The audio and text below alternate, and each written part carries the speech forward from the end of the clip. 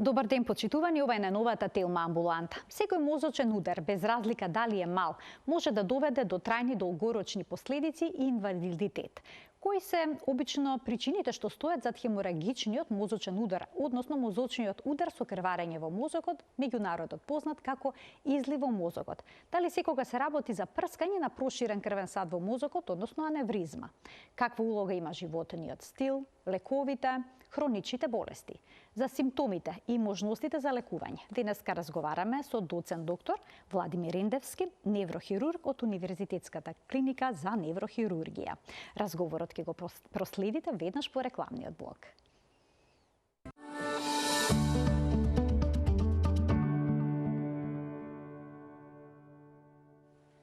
За изливот на крв во мозокот, односно хеморагичниот мозочен удар, денеска разговараме со доцент доктор Владимир Рендевски, неврохирург од Универзитетската клиника за неврохирургија. Докторе, добре дојдовте во студиото на Тилма. Добар ден.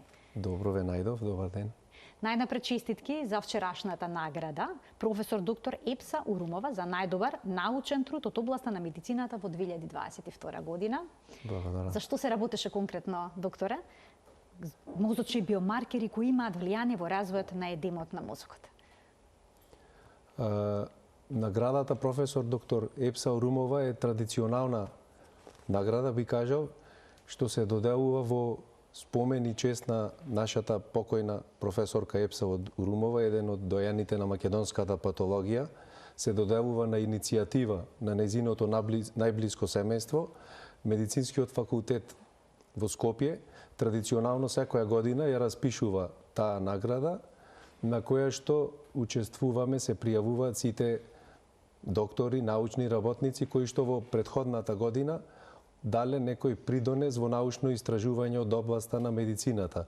Ова година конкурсот беше објавен до сите 3 државни медицински факултети во нашата земја и практично конкурсната комисија ни ја додели наградата на нашиот научно-истражувачки тим за трудот што го објавивме во изминатата 2022 година, кој што се однесува на биомаркери кои што го прогнозираат волуменот на едемот на отокот на мозокот после хеморагичен мозочен удар, а истиот труд го објавивме во медицинското списание Brain Pathology. Добивте и прва награда на 62-иот меѓународен конгрес Mind and Brain во Пула. Меѓу 400 учесници од светот се работи за истиот труд, докторе? Не е истиот труд, се работи за истото истражување, меѓутоа во тој труд разгледувавме други параметри, односно во тој дел од истражувањето ни беше насочен кон прогнозирање на клиничкиот исход, односно смртноста, исто кај овие пациенти со хеморагичен мозочен удар. Накратко така, поедноставно ќе објаснам за гледачите, се мерат биохемиски молекули од крвта на пациентот откако ќе настане мозочниот удар во првите 24 часа и врз основа на нивната вредност со одредени статистички истражувања проектиравме математички формули. Во првиот случај врз основа на таа концентрација на тие биомаркери се утврдува волуменот на едемот кој што ќе се јави после 4 до 5 дена од мозочниот удар, а додека во втората студија што ја прикажавме во Пула го прогнозираме клиничкиот исход кај пациентите и исто така врз таа база изготвивме еден апликативен софтвер, еден едноставен програм кој што со внесување на тие параметри математички ги генерира овие истражувани параметри и прави и плюс 3D моделирање, односно визуализација на резултатот. Така што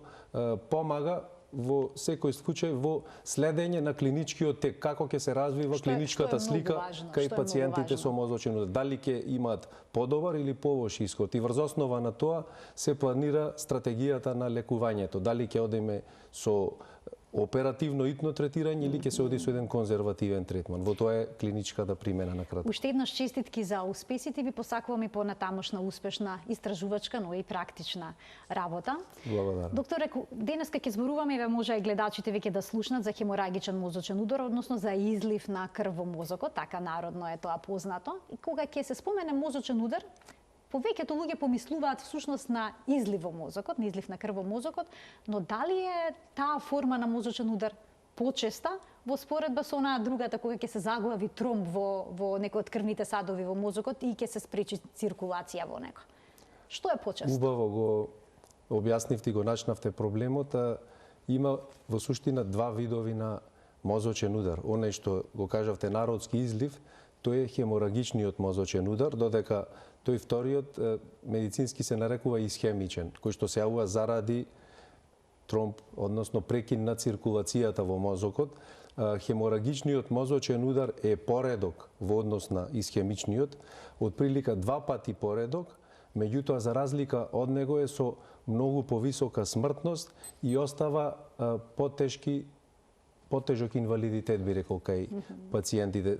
Се смета дека дури 70% од пациентите со хеморагичен мозочен удар, значи 7 од 10 пациенти, за жал, по настанување на мозочниот удар, ќе имаат поголем или помал функционален дефицит, односно инвалидитет, кој што за жал често останува и траен и представува не само еден личен семеен проблем за пациентот и неговото семејство, туку и еден глобален, би рекол, социоекономски проблем на општеството, затоа што тие пациенти во голем дел се и работоспособни, така што ја губат и работната способност и представува и поголем терет и за самата држава.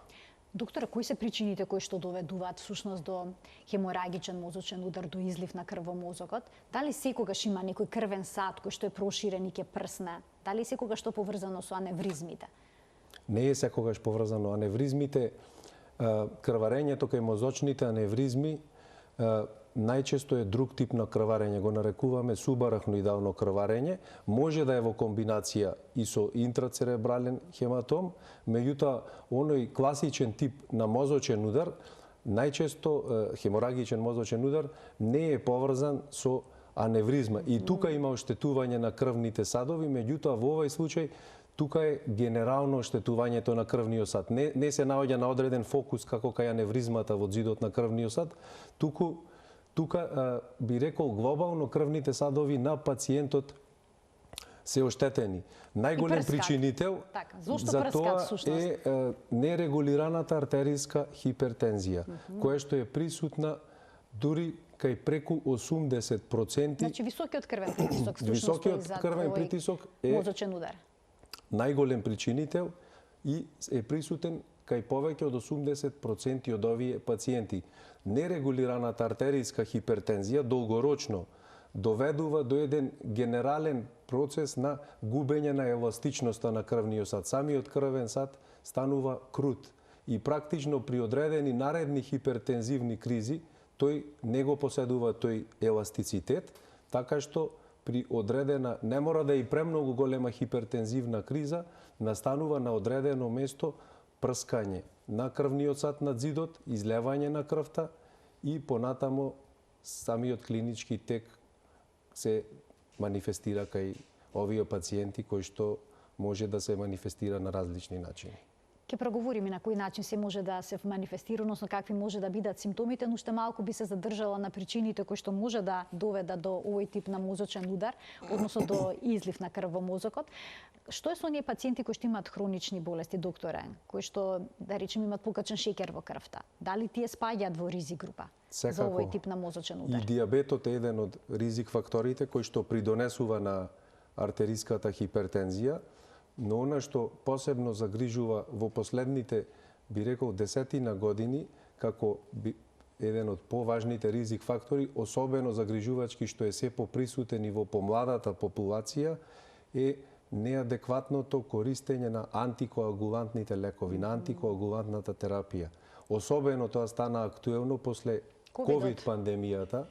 На своја рака зема многу луѓе. Да, голем дел од пациентите ги земаат тие лекови на своја рака во страв да не се развие некој тромб кај нив, меѓутоа од друга страна се јавува една спротивна состојба на крвта, каде што со нарушување на тие хематолошки каскадни процеси на хемостазата практично настанува хеморагија. И кај голем дел од тие пациенти, би рекол особено млади, се јавува одреден вид на излив, односно хеморагичен мозочен удар. Затоа би апелирал тука дека антикоагулантната терапија воопшто не е наивна. Не е наивна и мора да се зема според строго почитувани и пропишани протоколи од страната на колегите интернисти, трансфузиолози, а не да ја земаат пациентите на своја рака. Што е со животниот стил? Со начинот на исхрана, физичката активност? Стресот, докторе? Дали, стресот знае да го покачи крвниот притисок. Може ли некој голем стресен настан толку да не вознемири и да го покачи крвниот притисок и да дојде до ваков тип на мозочен удар, до излив на мозокот? Животните навики секако и исхраната, хиперлипидемијата, значи исхрана на помрсна храна, намалената физичка активност, стресот, сите се тие фактори кои што ја промовираат хипертензијата. Ако крвниот сад е здрав, не може одредена, сега ќе кажам, умерена хипертензија да направи крварење на здрав крвен сад. Викаат човек е млад онолку колку што му се здрави и витални неговите крвни садови. Затоа, значи, оштетувањето на крвниот сад од било која причина доведува до зголемен ризик при евентуална понатамошна хипертензија да настане хеморагичен мозочен удар. Затоа треба, би рекол, во секој поглед една умереност и во исхраната, и физичката активност, и една постабилна емотивна состојба, сето тоа придонесува да ги одржиме нашите крвни садови во една оптимална состојба. А на која возраст обично се јавува хеморагичниот мозочен удар? Има ли некоја возрастна група што е позасегната? Според статистичките студии кои што се презентирани од оваа област, а и во нашето истражување се поклопија тие, би рекол, демографски варијабли, најзастапена е седмата декада, односно меѓу 60-та и 70-та година. Значи, треба подолго трајно да настане оштетување на еластицитетот на крвниот сад, за да доведе до тие трајни хипертензивни промени кои што би дале хеморагија, меѓутоа пак ќе кажам, особено употребата на неадекватна антикоагулантна терапија, дури и кај здрави крвни садови, односно кај помлади пациенти, знае да даде, за жал, такви големи катастрофални крварења. А дали пациент кој што веќе имал мозочен удар и исхемиски, воопшто некаков тип на мозочен удар, е под поголем ризик да добие хеморагичен мозочен удар по известно време? Во секој случај да, бидејќи ако кај него еднаш настанал мозочен удар, состојбата, виталноста на неговите крвни садови не е на нормално ниво, така што и последователни други мозочни удари се од поголема веројатност да настанат. И сега, кои се главните симптоми кои што укажуваат на хеморагичен мозочен удар? Дали тие секогаш се јавуваат нагло? Најчесто се јавуваат нагло. Најчесто. Значи, кај пациентот настанува една силна главоболка, нагла, и веднаш после тоа или во тек на неколку минути и до неколку часа се јавуваат одредени фокални невролошки дефицити, односно се јавува некој испад. Најчесто може да се јави искривеност на устата или што кажуваме медицински фацијалис, пареза на фацијалисот, слабост на некој од екстремитетите на раката, на ногата, отежнат говор, а кај помасивните, поголемите екстензивни хеморагични мозочни удари настанува веќе и нарушување во степенот на свеста. Значи, дел од пациентите доаѓаат во една длабока поспаност, во сопор, друг дел кај изразени крварења, за жал и во коматозна состојба, така да од прилика тие се симптомите на кои што треба и самиот пациент, меѓутоа и неговото семејство да реагираат веднаш за што поскоро да се донеси пациентот во болничка установа. Дали кај пациентите со излив на крв во мозокот секогаш симптомите ќе се влошат? Не. Не? Не. Кај голем дел симптомите се ублажуваат, односно клиничката состојба се подобрува. Тоа многу зависи од самиот волумен, од големината на самиот хематом на крварењето и зависи од анатомската локализација, односно на кој дел од мозокот се јавува самото крварење. Претпоставувам симптомите се поврзани всушност со делот од мозокот што е засегнат. Евентуално дали тоа крварење прекинало или некогаш се јавува и дополнително крварење. После тоа, а во голем дел, кај поголеми крварења, симптомите се влошуваат некаде после 4 до 5 дена, заради појава на тој оток на мозокот. Околу самото крварење се јавува дополнителен оток или едем, што кажуваме медицински, мозочен едем, кој што дополнително ги притиска околните мозочни структури и ја влошува клиничката слика. Токму во тој дел беше фокусот на нашето истражување, за со предвидување на тој едем практично да направиме негова превенција. И со конзервативен третман, меѓутоа и со оперирање, односно евакуирање, отстранување на самиот хематом. Доктор, значи крвниот сад пука во мозокот. Крвта се излева. И потоа што се случува со таа крв? Понатаму настанува процес на коагулација, значи се формира еден крвен коагулум. Се згручува таа крв, како еден вид на тром, самата крв се згручува. Добро. И она што кажав, околу тој крвен коагулум по 4 до 5 дена се формира и дополнителен оток на самиот мозок, кој што дополнително го притиска мозочниот паренхим. Во случај на нарушени коагулациони процеси, тоа формирање на хематомот, на коагулумот е тешко. Затоа, кај тие пациенти со нарушена хемостаза, настануваат многу поголеми крварења, кои што за жал даваат и поголеми последици, некогаш за жал и смртни последици. Претпоставам дека кога ќе дојде пациент во ваква состојба, треба итно да се дијагностицира проблемот. Што се презима? Што се презима? Каква е таа итна дијагностика? Постои ли итна дијагностика? Прегледот кај двата типови на мозочни удари е идентичен. Практично лекарот треба да утврди дека се работи, односно да се сомнева дека се работи за мозочен удар. Она што ќе направи јасна дистинкција, разлика дали имаме хеморагичен или исхемичен мозочен удар, се детектира на наодот од компјутеризираната томографија. Тогаш ќе видиме дали имаме првиот тип, хеморагичниот или исхемичниот мозочен удар. Кај едниот тип доаѓа во предвид, особено ако е поголем хематомот, и оперативна интервенција, додека исхемичните мозочни удари се лекуваат конзервативно, веќе во поново време и со тромболиза и со други ендоваскуларни процедури кои што ги работат нашите колеги од неврологија и од радиологија. Значи, компјутерската томографија е златниот стандард за да ни направи диференцирање помеѓу овие два типа на мозочен удар. И кога ќе забележите дека пациентот има хеморагичен мозочен удар, дали веднаш земате крв да ги испитате тие биомаркери за да утврдите кој е ризикот од оток на мозокот или не? Дали веднаш се пристапува? Земањето на лабораториски анализи е секогаш, би рекол, протокол кај овие пациенти, меѓутоа во нашето истражување ова не е се уште воведена стандардна постапка. Ова е научно истражување, најчесто за да се одобри таква процедура, би рекол, на прогнозирање, треба да се направат дополнително, се викаат во светот, и големи рандомизирани мултицентрични студии на голем број пациенти, така што во оваа фаза ние работевме еден статистички примерок од 73 пациенти, така што процедурата е се уште во една фаза на истражување, значи не е одобрена за стандарден протокол. Така да дадовме една насока, една идеја за развој на тие големи мултицентрични студии кои што практично би ја одобриле во клиничката пракса. Од што зависи дали ќе одлучите дека ќе чекате ке пациентот и ќе го следите или пак ќе преземете некаква интервенција?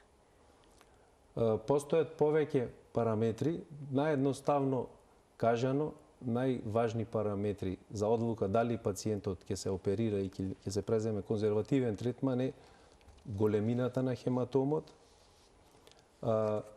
дали клиничката слика прогресивно се влошува и од притисокот на околните мозочни структури. Ако имаме голем интрацеребрален хематом, кој што значително ги притиска околните структури, кон спротивната страна, и каде што имаме клиничка слика која што брзо и прогресивно се влошува, најчесто се решаваме за итна оперативна интервенција. Ако клиничката состојба е стабилна и со почетниот конзервативен третман имаме добри резултати, а хематомот не е премногу голем, понатаму ќе продолжиме со конзервативен третман, особено по неколку дена се прави контрол на компјутерска томографија, каде што ќе ја евалуираме состојбата Еве можевме пред малку да видиме една слика каде што имаше излив од одреден крвен сад. Дали со апчиња, со одредена медикаментозна терапија, можете да го спречите крварењето на тој крвен сад?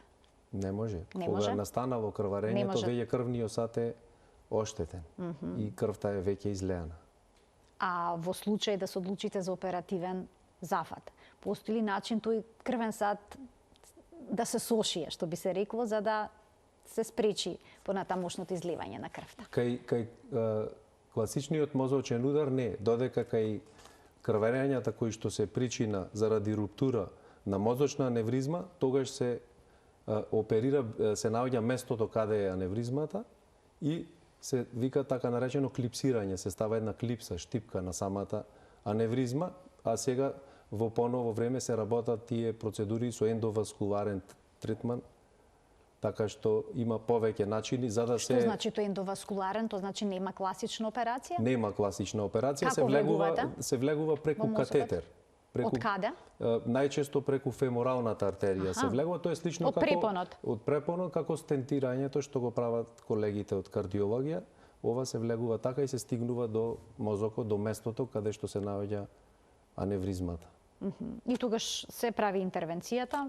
Се коилира тоа, се вика, се исполнува со жички или има и други процедури. Целта е да се исклучи од циркулација оштетениот дел на крвниот сад за да не дојде до негово повторно прскање и крварење. Ке ги вклучиме доктори гледачите во денешната Телма амбуланта. Почитувани од овој момент, емисијата е контактна. Добре дојдени се вашите прашања на темата на која што говориме, а тоа е хеморагичен мозочен удар. Телефонскиот број ќе биде испишан на екранот, така што ве очекуваме во програма. Докторе, доколку забележите дека има голем излив на крв во мозокот, кој што создава притисок на ткивото, постои ли начин таа крв некако да се ослободи, да се извади од мозокот? Тоа е целта, да се оперира. Значи се пристапува... Мора со операција, не може само со катетер, како што појаснивте? Најчесто со операција, меѓутоа постои така наречена ендоскопска катетерска аспирација на хематомот, која е помалку инвазивна. Целта е во секој случај да се отстрани самиот хематом, да се растерети мозокот од притисокот што го трпи од самото излевање на крвта. Сложени ли се овие зафати, со оглед на тоа дека се работи за мозок?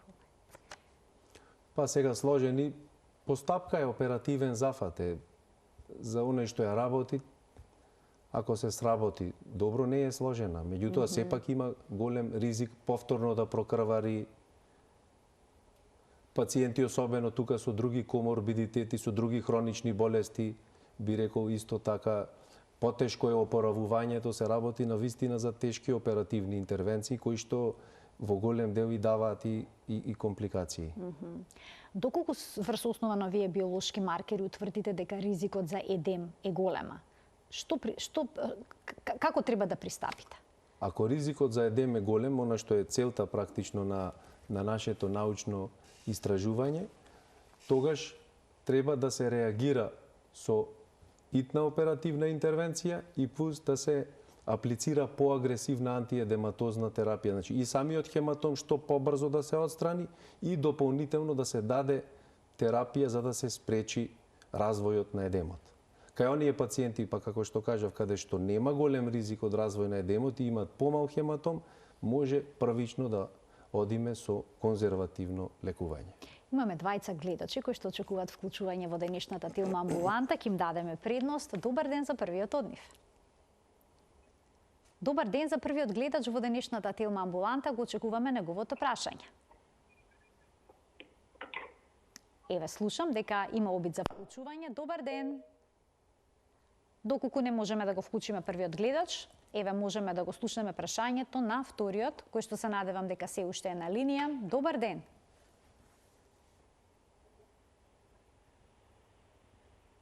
Добар ден. Ало, добар ден. Ве слушаме во програма, сте повелете. Поздрав до докторот. Благодарам. Имам едно прашање да поставам. Пред 3 години на магнетна резонанца хемангиоми на хипофизамите најдени. Ми рекоа дека не сме да ги оперираат, меѓутоа да правам контрола. Јас од тогаш немам направена контрола, бидејќи нема термини. Така. Добро, И претпоставам уште едно прашање, сопругот беше точно кај докторот пред 3 месеци со јако крварење во мозок, меѓутоа за жал почина. така. Сочувство, на Не вистина ми е жал смеа за да тоа го што се оперираат, случило. така ни рече докторот и Така.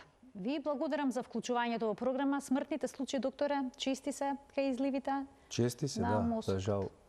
Крварењата се Како што кажав ризични. на почетокот, смртноста кај хеморагичниот мозочен удар е многу поголема во однос на исхемичниот и некогаш за жал каде што има масивни екстензивни крварења со крајно лоша клиничка слика, не можеме многу да помогнеме. А во однос на првото прашање за одредени промени што кажа слушателката, гледачката на самата хипофиза, треба да закаже во секој случај 3 години е голем период од првичната слика. Треба да закаже контролно снимање. Јас верувам дека се чека некогаш месец до 2, ама 3 месеци сметам дека треба да се закажи термин за незина контролна слика и да дојде да ја погледнеме и да ги компарираме резултатите на претходната и на новата снимка. Уште еден гледач ке вклучиме. Добар ден. Добар ден за следниот гледач во денешната Телма амбуланта.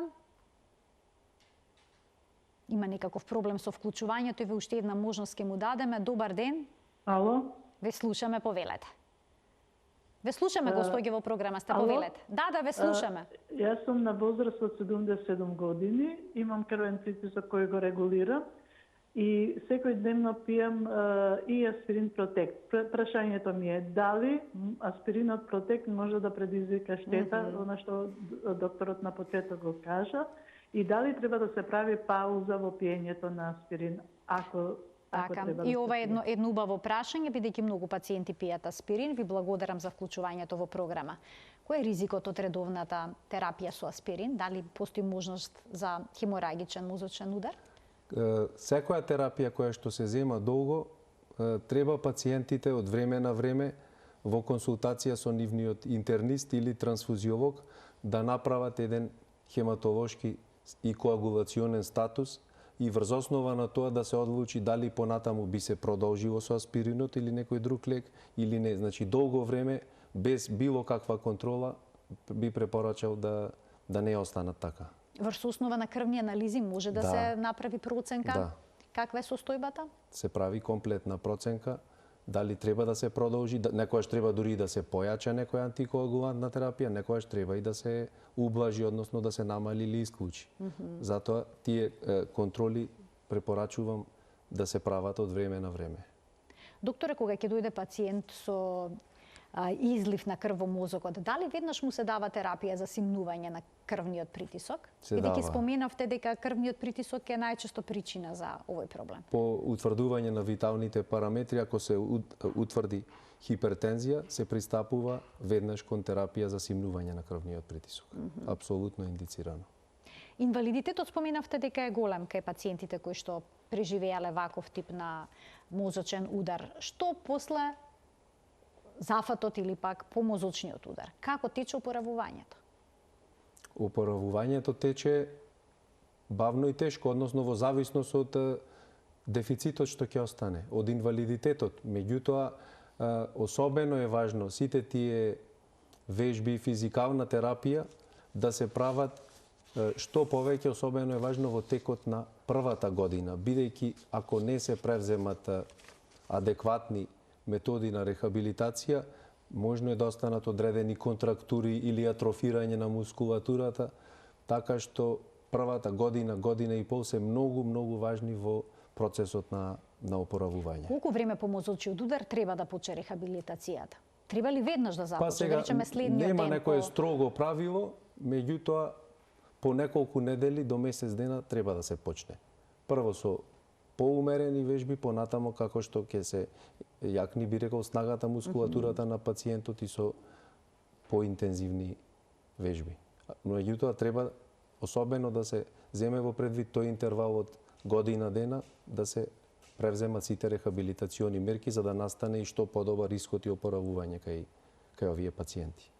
Уште двајца гледачи очекуваат да постават прашање во денешната емисија. Добар ден. за првиот од нив. Значи, повторно Ало? блок со прашање од гледачи. Добар ден, ве слушаме во програма сте. Повелете.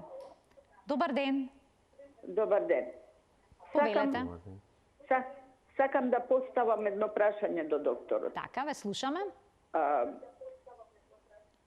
Само ќе ве замолам да го намалите тонот на телевизорот. Да. Следете не во слушалката. Така. Дали јас сум диабетичар. Примам, да речам, редовна терапија и примам истовремено и аспиринто. Ме интересира дали може со аспиринот 100 и аторис да се пие истовремено. Аха, ве интересира таа комбинација на лекови, доктор, можете да Да, дадете таа одговор комбинација конкретно? на лекови ме интересира. Добро, Јас искрено не можам да ви одговорам на ова прашање. Пак ќе кажам, дали поединечна или комбинација на одреден антикоагулант или повеќе од еден антикоагулант или антикоагулант со некој друг лек, најдобро е во консултација со вашиот интернист. И во секој случај пак ќе повторам дека е многу важен коагулациониот статус на крвта да се утврди. Тоа е најважниот параметар врз основа на што ќе се одлучи со колкав интензитет понатаму ќе се дозира антикоагулантната терапија кај било кој пациент. Уште еден гледач ќе вклучиме. Добар ден. Добар ден. Повелете. Вака, пред неколку дена, односно во саботата, добив тахикардија и она другото, како се викат? Аритмија, предпоставувам. Аритмија. Добро. Да. И ме задржа на болница. Имав високи откуцаи на срце и ми дадоа, следниот ден ме испушти од болница и ми препорача таблети Рива Роксабан од 20 милиграма. А пред тоа пиев аспирин. Само не секој ден, на секој втори ден. А иначе имам и шеќер, некогаш притисокот ми е висок, некаде до 150, до 160, а во летните месеци пак ми беше и низок. Дали ова може да доведе до хеморадичен мозочен удар или... Така, добро, ви благодарам за вклучувањето во програма. Доктор, гледам прашањата се вртат околу аспиринот и антикоагулантните терапии. Повеќе хипертензијата, како што кажав, е во асоциација со хеморагичниот мозочен удар, додека аритмиите повеќе одат во прилог на исхемичните мозочни удари, така што некогаш кај ист пациент има различни ризик фактори за двата мозочни удари. Организмот е еден комплексен, би рекол, процес на физиолошки процедури, на физиолошки состојби, каде што оптималната состојба е многу тешко да се искалибрира. Така што добро е да се постави еден нормален, оптимален ритам и на работа на срцето, меѓутоа и едни оптимални вредности на артерискиот крвен притисок, кој што во крајна линија ќе го намалат ризикот и за хеморагичниот и за исхемичниот мозочен удар. Така што во секој случај пациентите треба да водат еден здрав живот и редовно да се прават контроли кај нивните матични интернисти. Ќе проговориме и за начинот да се превенира, ако воопшто може да се превенира овој тип на мозочен удар, но ја би сакала да се задржиме малку на неврорехабилитацијата. Значи има посебен тип на рехабилитација кај овие пациенти, неврорехабилитација, таа вклучува физикална терапија, говорна терапија, когнитивна терапија. И сега споменавте дека е важно таа да се спроведе што порано, значи во првата година, година и половина. Какви се можностите на мозокот во однос на преземањето на функции од еден дел од една негова сфера во друга? Кај повозрасни луѓе, бидејќи пластицитетот кај децата, да речеме, е поголем. Што е со возрастните? Како оди тоа? Убаво ова го објаснивте. Значи, невролошкиот дефицит, односно симптомите кои што остануваат како инвалидитет, може да се однесуваат на моториката на пациентот, во неговото движење, во неговиот говор, меѓутоа и во когнитивните процеси. Дел од самите неврони, за жал, изумираат трајно во онај регија на мозокот каде што се излева крвта. Дел од тие неврони кои што се наоѓаат во непосредна близина може да бидат оштетени, меѓутоа не трајно нарушени, така што воспоставувањето на оној преостанат дел на неврони е од суштинско значење за настанатите невролошки дефицити практично да се повлечат и да настани подобрување кај пациентот, односно да се ублажат или некогаш и за среќа и да исчезнат тие невролошки дефицити на инвалидитет кои што настанале. Така што процесот на неврорехабилитација, ова повеќе е прашање за колегите од физикалната медицина, меѓутоа во секој случај постојат комплексен тип за секој вид на нарушување. Од нарушувањата во моториката, па посебни вежби кои што го поправат нарушувањето на говорот, се до посебни постапки кои што го ублажуваат и го поправат когнитивниот процес на пациентите, така што треба да се работи синхронизирано, би рекол, и тимски во соработка и со колегите од неврологија, колегите од физикална медицина, треба да бидат вклучени тука и психолози, за да имаме навистина еден успех кој што ќе го врати пациентот во што подобар нормален живот. Имаме повторно гледачи кои што очекуваат да се вклучат во програма. Добар ден. Добар ден. Повелете. Вака, се работи за пациентка на 64 години, која што пред 2 месеци беше оперирана од хеморагичен мозочен удар. Она сега почнала да станува и да оди, но се уште нема доволно рамнотежа поради слабост на левата страна. Така што сакам да прашам дали има некаква прогноза како беле опаровањето понатаму и што треба да се преземе покрај физикалната терапија. Благодарам. Ви благодарам за вклучувањето во денешната емисија. Повелете, докторе. 2 месеци е релативно и краток период за рехабилитација од самата оперативна интервенција. Во секој случај треба да се работи со пациентката и се очекува најверојатно дека дел од тие невролошки испади на моториката со тек на време ќе се поправат. Така што најважно е да се зема адекватна терапија, да се превенира артериската хипертензија за да не настане поновно крварење и адекватно да се спроведуваат сите рехабилитациони вежби кои што веројатно ќе доведат до одредено подобрување. Значи, моменталната клиничка слика кај нејзе, која што е сега 2 месеци после операција, најверојатно ќе дојди до одредено подобрување понатаму. Имам уште еден гледач. Добар ден. Добар ден. Ве слушаме во програма, сте, повелете. Вака. Ја имав удар на 4-ти месец. Добро, така. А се снимав 7-ми месец. Во ред ли е тоа така? Значи, сте имале удар во 4-ти месец? Во април, ако не се лажам, и потоа неколку месеци повторно сте направиле контролна снимка. И сега не прашањето ви е... тоа беше почетна снимка. Добро. И потоа сте после неколку месеци повторно сте направиле. Добра ли сте во меѓувреме? Па, не сум баш најдобра, не. Не сте баш најдобра. Не можам да одам убаво, се клатам, девам, дека како да ме турка некој вадна таму, знаеш. А што ви кажа, имавте мозочен удар? Мозочен удар, да.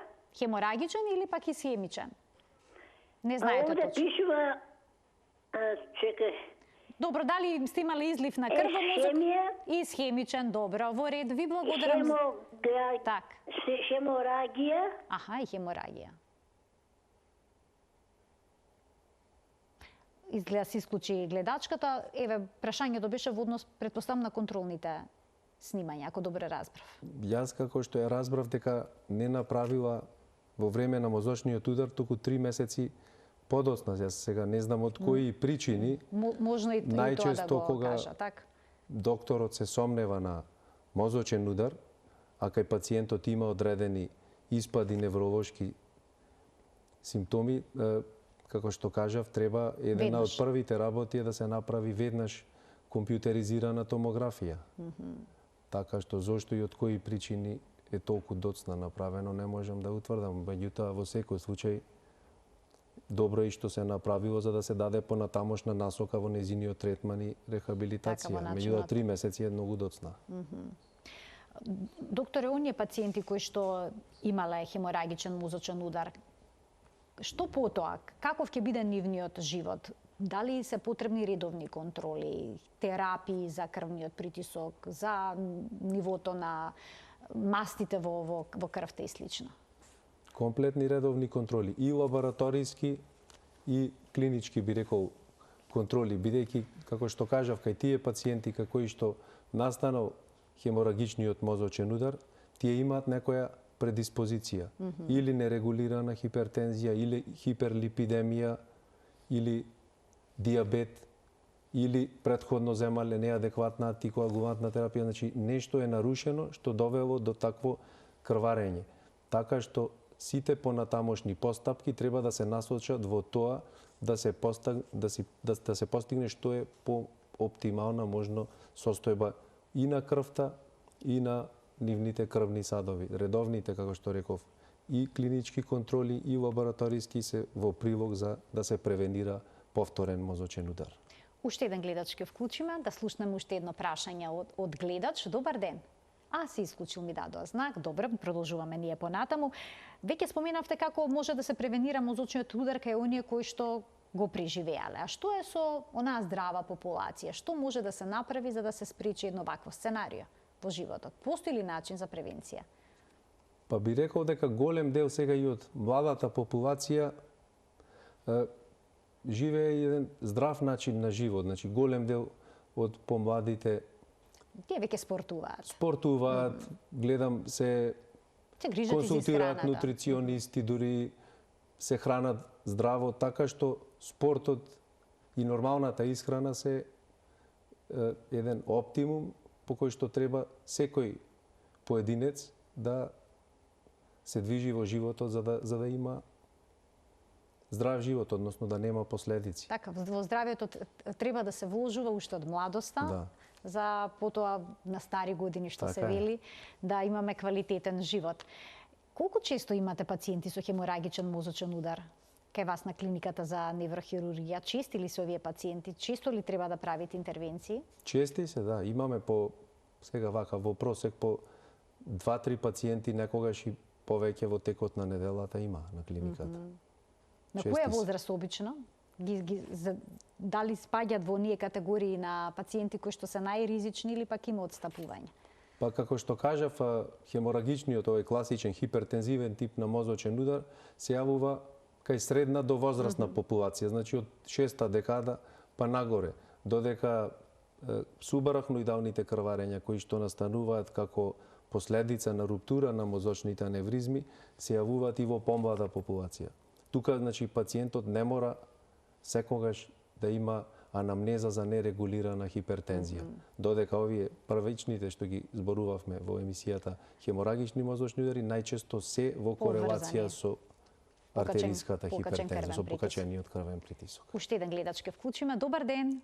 Добар ден. Повелете. Сакам да го прашам лекарот. Јас пред лани ми се случи дека стоејќи до масата, нешто како боксерска ракавица од десната страна на главата ме удри, нешто и ме занесе на лево. Среќа имаше стол, па на столот седнав. Не сум била на преглед да видам што се случило, не знам што е овој случај со мене. Друго, сега таа десна страна ми бучи главата, како да имам и штурци во неа.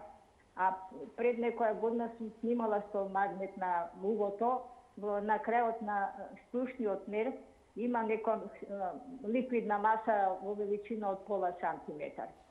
Сега, у последно време, левата страна страшно ме боли главата скоро секој дневно. Дали е тоа последица од тогаш и што е поврзано, не знам. Притисокот и пулсот ми се качуваат до 150. Кажете ми што се случува со мене, јас не сум била на лекар, короната не иде, се плашав и така е сега едноставно. Сум во таква неква ситуација, не знам што да правам. Така, ви благодарам за вклучување во програма. Докторе, претпоставам ќе препорачате лекарски преглед за сето ова. По ова што слушнав, пациентката има некоја, веројатно, како што рече, липидна, масна, некоја бенигна формација на магнетната резонанца, која што не е поврзана со мозочен удар. Треба да се направи нова магнетна резонанца, зависи кога била правена, за да се споредат тие димензии на промената, а не секоја нагла главоболка значи дека пациентот претрпел мозочен удар. Некоја се јавуваат тие така наречени вазоспазми, краткотрајни стегања и отпуштање на крвните садови, самите хипертензивни кризи кои што се јавуваат даваат нагли главоболки, меѓутоа нема за среќа секогаш настанување на мозочен удар. Дали главоболката поврзана со мозочниот удар има никакви карактеристики?